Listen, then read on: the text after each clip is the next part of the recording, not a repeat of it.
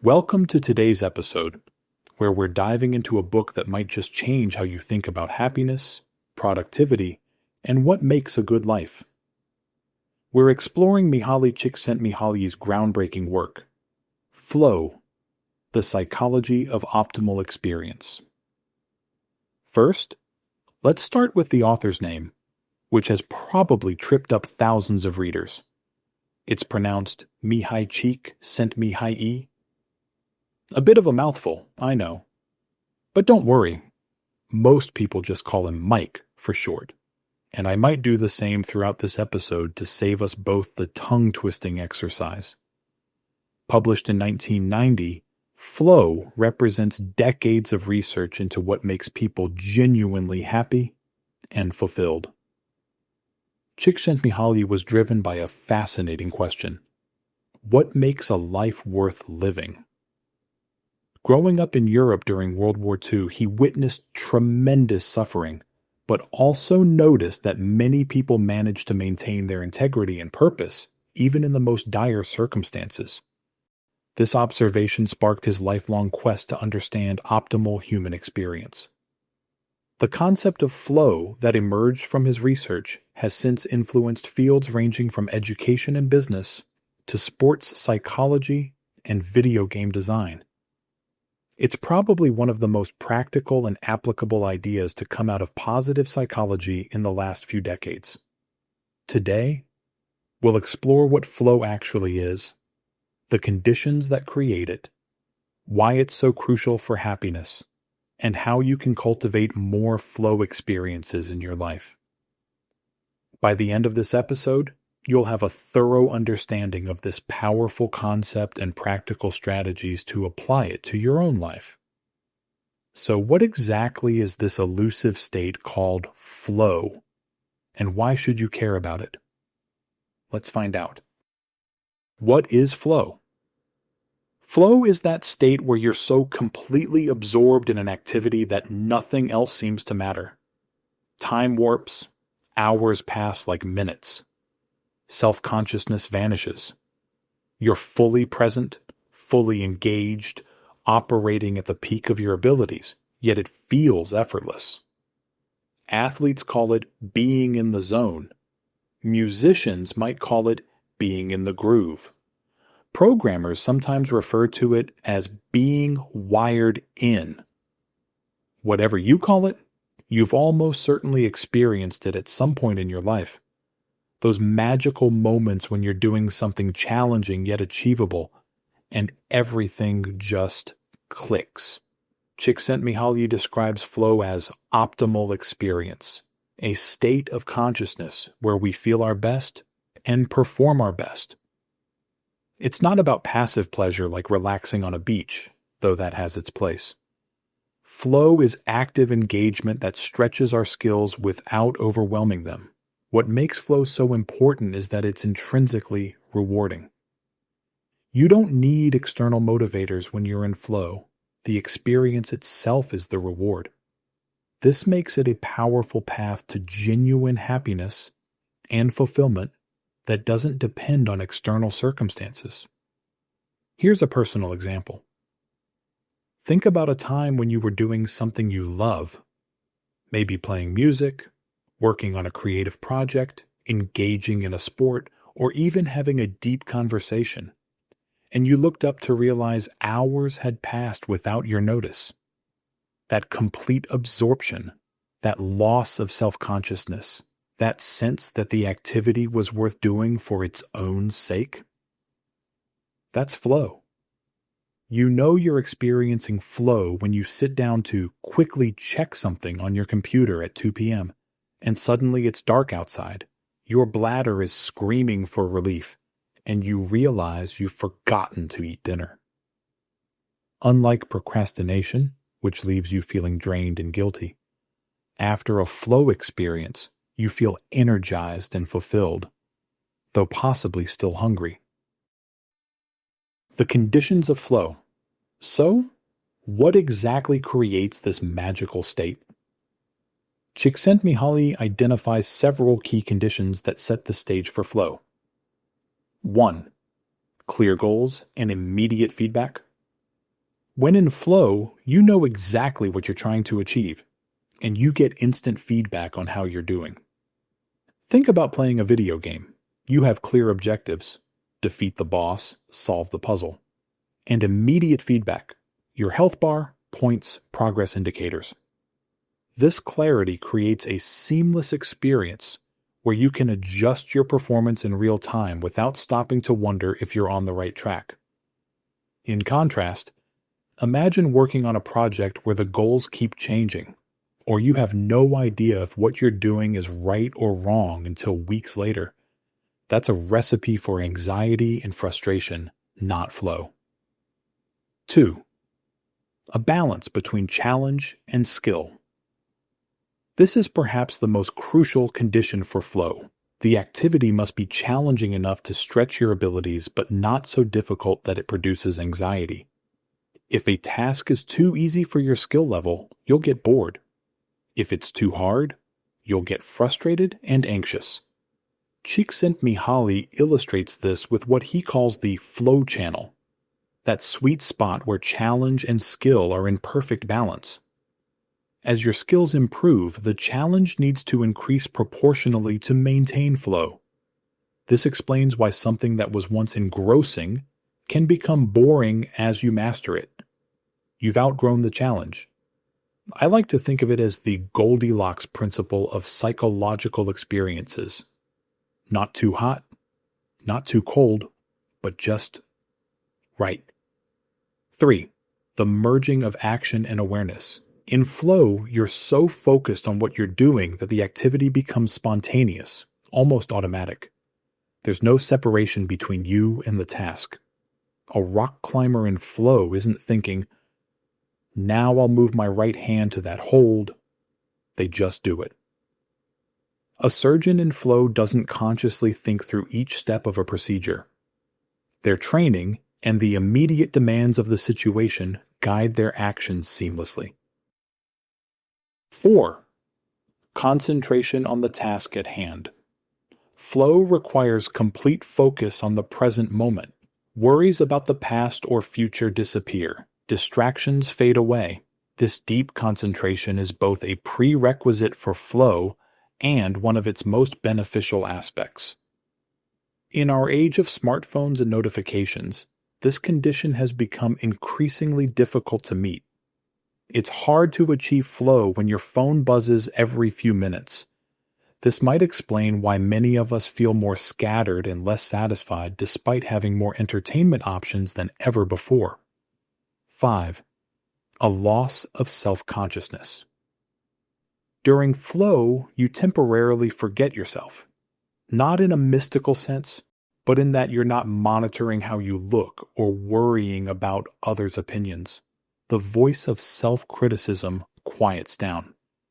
This doesn't mean losing control. Rather, you stop wasting mental energy on self-concern. Think about how liberating it feels when you're so engaged in something that you forget to be self-conscious. That's a key component of flow. 6. A sense of control. Flow involves feeling in control of your actions and their outcomes, even in potentially dangerous situations. A rock climber might be in an objectively precarious position, but in flow, they feel confident in their ability to manage the risks. This sense of control is particularly important in our modern world, where many people feel at the mercy of forces beyond their influence. 7. The transformation of time. In flow, your sense of time distorts.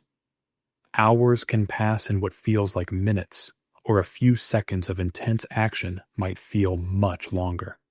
This time distortion is one of the most consistently reported aspects of flow across different activities and cultures.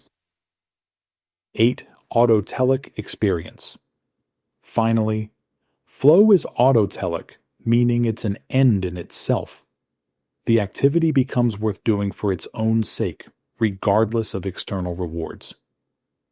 This intrinsic motivation is what makes flow so powerful for happiness and fulfillment. It doesn't depend on recognition, money, or other external factors. Now, if reading through this list made you think, That sounds great, but how often does all that actually happen? You're asking exactly the right question. These conditions don't often align by accident, especially in a world designed to fragment our attention. The good news is that we can deliberately design activities and environments to facilitate flow. But before we get to that, let's explore why flow matters so much in the first place. Why flow matters for happiness.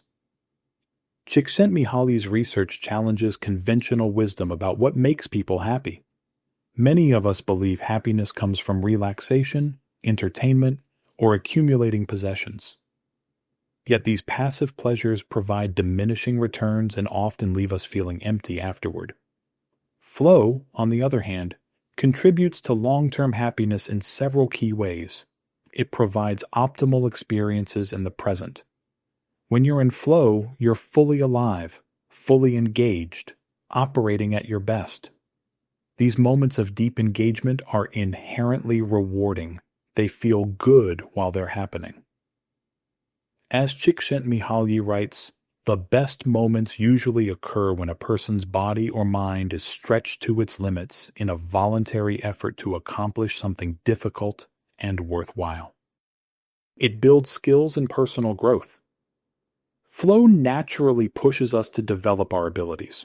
Because flow requires a balance of challenge and skill, maintaining it means continuously improving. Over time, this leads to mastery in areas that matter to us. It creates meaning. Activities that consistently produce flow tend to become meaningful to us. This is particularly important in our modern context, where traditional sources of meaning, religion, community, etc., have weakened for many people. Flow helps us discover and create personal meaning through deep engagement with activities we value. It builds psychological capital, the sense of competence, control, and accomplishment that comes from flow experiences builds psychological resources that help us cope with life's challenges. People who experience flow regularly tend to be more resilient when facing difficulties. There's a beautiful paradox here. We often think happiness comes from having more freedom and fewer demands, but flow research suggests the opposite. We're happiest when voluntarily taking on challenges that fully engage our capacities. The constraining rules of a game, the technical demands of music, or the challenges of a difficult work project can produce more happiness than unstructured free time. Let me illustrate with a relatable example. Have you ever had a vacation day with nothing planned? Complete freedom, no obligations. Sounds perfect, right? But then you spend half the day scrolling through Netflix, unable to decide what to watch, feeling vaguely dissatisfied. By evening, you wonder where the day went and why you feel so unfulfilled despite doing whatever you wanted. That's because unstructured time without engaging challenges rarely produces flow. Now for a bit of humor. This explains why some people's idea of a relaxing weekend is running a marathon or climbing a mountain.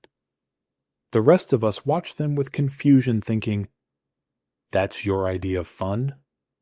But those people aren't masochists. They've discovered that voluntary hard work can produce more enjoyment than voluntary idleness. They're flow junkies, getting their fix of optimal experience through challenge. Flow in different domains of life. One of the most valuable aspects of Csikszentmihalyi's work is how he explores flow across different life domains. Let's look at some key areas. Work. Contrary to what many people assume, work often provides better conditions for flow than leisure.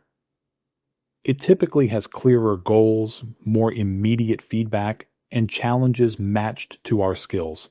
In fact, many people report experiencing flow more often at work than in their free time, even if they say they'd rather be doing something else. This creates what Csikszentmihalyi calls the paradox of work. people often enjoy their work in the moment, experiencing flow, but fail to recognize this enjoyment, instead seeing work as something to escape from. This misperception leads many to sacrifice flow-producing work for passive leisure that's less satisfying. The ideal, of course, is finding work that consistently produces flow, while also aligning with your values and providing adequate compensation. Not everyone can make their passion their paycheck, but understanding flow can help you reshape your current job to create more optimal experiences. Leisure. Not all leisure activities are created equal when it comes to flow. Passive entertainment like watching television rarely produces flow because it doesn't engage our skills, though it certainly has its place for relaxation. Activities like sports, games, art, and hobbies are much more likely to create flow because they challenge us while providing clear goals and feedback. This explains why someone might work harder at their weekend hobby than at their job. The hobby's flow-producing qualities make it intrinsically rewarding.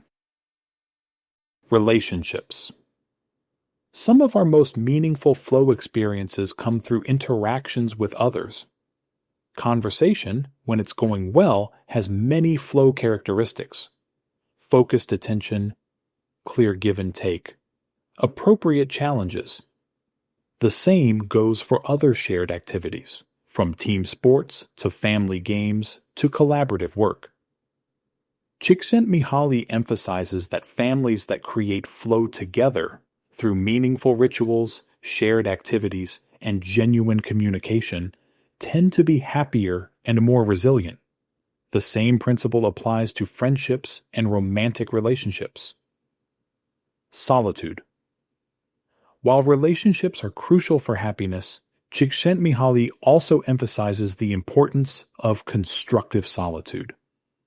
People who can transform solitary time into flow experiences through reading, thinking, creating, or practicing skills have a tremendous advantage in life. They're never bored or lonely when alone because they can generate optimal experiences for themselves. Many of history's most creative and influential people had this capacity for flow in solitude. They could turn their minds into instruments of enjoyment rather than sources of anxiety or boredom. Common obstacles to flow. If flow is so wonderful, why don't we experience it more often? Csikszentmihalyi identifies several obstacles that get in the way. 1. Fragmented attention. Modern life bombards us with distractions. Notifications, interruptions, and information overload make it difficult to achieve the deep concentration flow requires.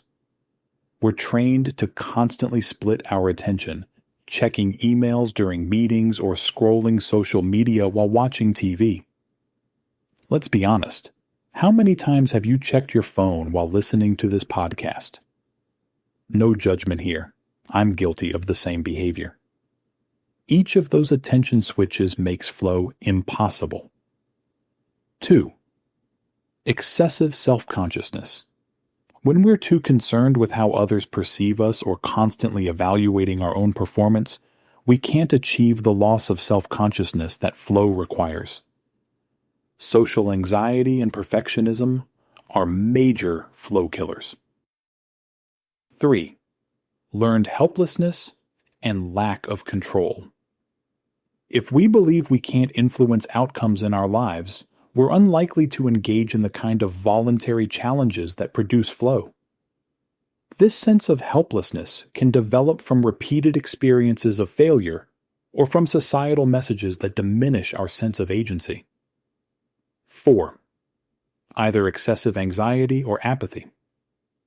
Remember that flow requires a balance between challenge and skill. Too much challenge relative to skill produces anxiety. Too little produces boredom or apathy. Many people get stuck in one of these states, either overwhelmed by demands they can't meet or underwhelmed by tasks that don't engage their capabilities. If you've ever watched a child play a video game, you've seen the flow channel in action. They'll persistently tackle challenges that seem impossibly difficult, failing repeatedly without giving up, completely absorbed in the process. But ask that same child to spend 5 minutes picking up their toys, and suddenly they're overcome with existential ennui. This is so boring, I literally cannot even. They're not being deliberately difficult. They're just stuck outside the flow channel. Cultivating flow in your life. The good news is that we can deliberately design our lives to create more flow. Here are some strategies Csikszentmihalyi recommends. 1. Choose goals that align with your authentic interests and values. Flow comes more easily when you care about what you're doing. Take time to identify activities that naturally engage you, then create opportunities to pursue them regularly. This might mean discovering new hobbies, reshaping your career, or simply allocating more time to activities you already enjoy but neglect. 2. Progressively increase the challenge as your skills improve. To stay in the flow channel, you need to continuously match challenges to your growing abilities. Once you master something, find ways to make it more challenging. If you enjoy running, increase your distance or speed. If you play an instrument, tackle more difficult pieces. If you enjoy your work, take on projects that stretch your capabilities. 3. Develop your attention. Flow requires the ability to concentrate deeply, which is a skill you can improve. Practices like meditation help strengthen attention. So does regularly engaging in activities that require sustained focus. Start with short periods of uninterrupted concentration and gradually extend them. 4. Create environments that support flow. Minimize distractions in your physical space. Turn off notifications. Establish boundaries around your time. Make it easier to enter a state of deep concentration by designing your environment thoughtfully. 5. Transform necessary tasks. Not everything we do can be inherently fascinating, but many routine tasks can be redesigned to create more flow. Set clear goals and challenges for yourself. Find ways to get immediate feedback. Look for complexity and opportunities for skill development in seemingly simple activities.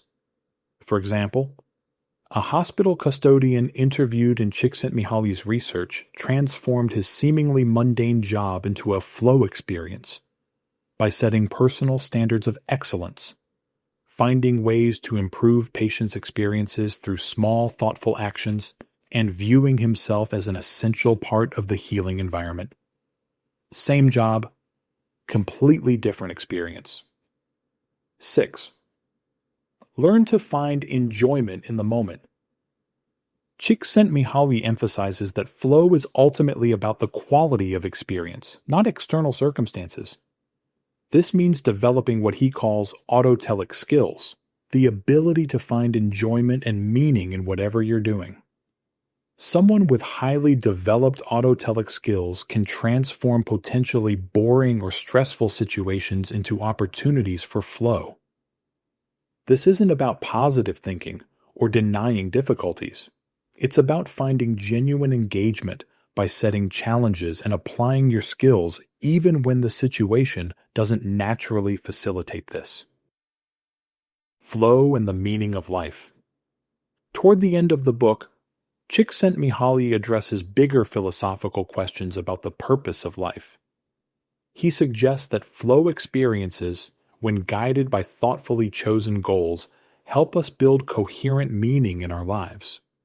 He introduces the concept of vital engagement, a relationship to the world that is simultaneously characterized by flow experiences and by meaning. This happens when we direct our flow experiences toward goals that contribute to something beyond ourselves. This brings us to an important distinction. Flow itself is morally neutral. You can experience flow while creating beautiful art or while planning a terrorist attack. What matters is the larger system of goals and values that directs your flow experiences. Csikszentmihalyi argues that the most fulfilling lives involve creating harmony between different sources of flow, integrating them into a coherent whole guided by thoughtfully chosen values. This doesn't happen automatically. It requires reflection about what truly matters to you and conscious decisions about how to invest your energy. Perhaps the ultimate achievement in this direction is what Csikszentmihalyi calls a unified flow experience, where your entire life, work, relationships, leisure, solitude, becomes a connected flow activity. Few people reach this level of integration, but it represents an ideal worth striving toward. The broader implications of flow. Flow isn't just a self-help concept for individual happiness. Csikszentmihalyi explores its implications for education, business, healthcare, and society at large. In education, flow principles suggest that learning works best when students tackle challenges slightly beyond their current abilities, with clear goals and immediate feedback. This creates intrinsic motivation rather than relying on grades and other external rewards. In business, organizations that create flow conditions for employees tend to have higher productivity, creativity, and worker satisfaction. This often means giving workers more autonomy, providing clear goals and feedback, and matching tasks to skills. In healthcare, flow experiences can contribute to healing and support mental health. Activities that produce flow have been used effectively in therapy for various conditions, including depression and PTSD. At a societal level, Csikszentmihalyi suggests that a good society is one that maximizes opportunities for flow for all its citizens. This means not just material prosperity, but creating conditions where people can develop and apply their skills in meaningful ways. Critical perspectives. No influential idea escapes criticism, and flow theory is no exception. Some critics argue that Csikszentmihalyi's research relied too heavily on self-reports, which can be unreliable. Others suggest that flow experiences, while enjoyable, might not always contribute to long-term well-being if they're disconnected from deeper values. There's also the question of whether flow is equally accessible to everyone. People living in extreme poverty or dealing with severe mental or physical health challenges may find it much harder to create the conditions for flow. Economic and social structures can limit opportunities for flow experiences, making it a privilege not everyone can access equally. These critiques don't invalidate the concept, but remind us to consider flow within broader contexts of equity, justice, and diverse human experiences. Personal reflections. As we near the end of our exploration, I want to share some personal reflections on how flow has influenced my own thinking about happiness and a good life. What I find most powerful about Csikszentmihalyi's work is how it bridges ancient wisdom and modern science. Many philosophical and spiritual traditions have emphasized the importance of full engagement in the present moment, the value of challenging ourselves, and finding intrinsic meaning in what we do. Flow research provides empirical support for these insights while offering practical strategies for application. I also appreciate how flow theory challenges our culture's emphasis on passive consumption and comfort seeking. It reminds us that human beings are at their best when engaged, challenged, and stretching their capabilities, not when they're comfortable and entertained. Perhaps most importantly, flow offers a vision of happiness that doesn't depend on external circumstances, but on how we engage with whatever is before us. This doesn't mean accepting injustice or unnecessary suffering, but it does suggest that the quality of our experience depends significantly on how we direct our attention and engage our skills. Conclusion. Flow, the psychology of optimal experience, offers profound insights into human happiness and fulfillment. By understanding the conditions that create flow, clear goals, immediate feedback, balanced challenge and skill, deep concentration, and the rest, we can design lives rich in optimal experiences. The pursuit of flow isn't about fleeting pleasures or escaping reality. It's about engaging fully with life, developing our capabilities, and directing our energy toward what matters most to us. It's about quality of experience rather than quantity of possessions or achievements. As Csikszentmihalyi writes, the best moments in our lives are not the passive, receptive, relaxing times. The best moments usually occur when a person's body or mind is stretched to its limits in a voluntary effort to accomplish something difficult and worthwhile. In a world full of distractions and passive entertainment options, deliberately creating conditions for flow might be one of the most important skills we can develop. It's not always easy. It requires effort, attention, and sometimes initial discomfort. But the rewards, deep engagement, joy in the process, and lasting satisfaction make it well worth the investment. I hope this exploration of flow has given you valuable insights and practical ideas to apply in your own life. Perhaps you're even experiencing a bit of flow right now as you absorb these ideas and consider how they might apply to your unique circumstances. Thank you for joining me for this deep dive into flow, the psychology of optimal experience. Until next time, may your life be full of optimal experiences that engage your skills, stretch your capabilities, and bring you genuine fulfillment.